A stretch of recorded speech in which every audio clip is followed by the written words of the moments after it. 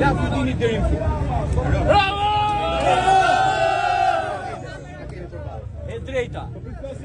E drejta juaj për të grumbulluar vetë në një sindikat të ligjshme për të mbrojtur interesat tuaja është e drejtë kushtetuese. Nuk ka as shqiptar, as turk, as kinez, as gjerman që ta bëjnë diskutim këtë gjë. Dhe mbi të gjitha, zbatimi i kushtetutës nuk është çështje diskutimi. Kushtetuta zbatohet ashtu siç është shkruar.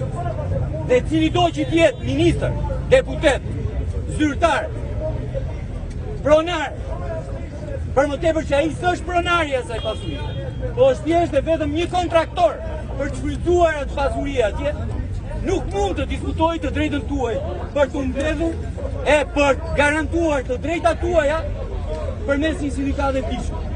Kjo është e para dhe është themelore dhe këtë nuk mund ta diskutoj. E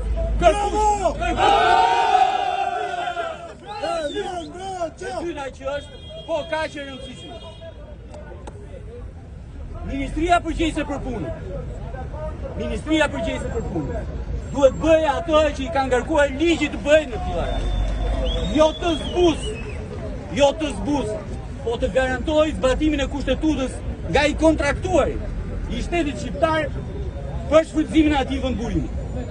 Pra ministria duhet të detyrojë kontraktorin që të njohë sindikatën që ju keni krijuar, sindikatën ku ju aderoni dhe normalisht përmes saj të përfaqësoheni për gjitha drejtat tuaja. Dhe kjo është themelore. E treta që është akoma më e rëndësishme. Po patjetër që përmirësimi i kushteve të punës, përmirësimi i të ardhurave tuaja për një punë që është më e rënda që kryhet në territorin e Republikës së Shqipërisë. Nuk ka punë tjetër më të rëndë. E dyta vjen puna e bujkut, që është në kushte të diellit, të nxehtësisë, të shiut, të ftohtit e kështu me radhë. Kto janë dy profesionet më të vështira dhe punët më të vështira. Po patjetër që është në të drejtën tuaj të kërkoni përmirësim të kushteve të punës. Sa kohë që ajo kompani shfrytëzon një vendburim, po bën biznes atje, po bën të ardhurat atje. Natyrisht duhet që të rishpërndajnë nga të ardhurat që ju krijoni. Duhet ta kuptoj ai pronari atje, duhet ta kuptoj edhe çdo ministër, duhet ta kuptoj edhe qeveria, që është puna juaj që krijon ato të ardhura. Në atë mënyrë, ashtu si tërësia e punëve që bën njerëzit të vend, krijojnë atë prodhimin e përgjithshëm kombëtar, që duhet të rishpërndar, me qëllim që njerëzit përfitojnë gjithmonë në tërë.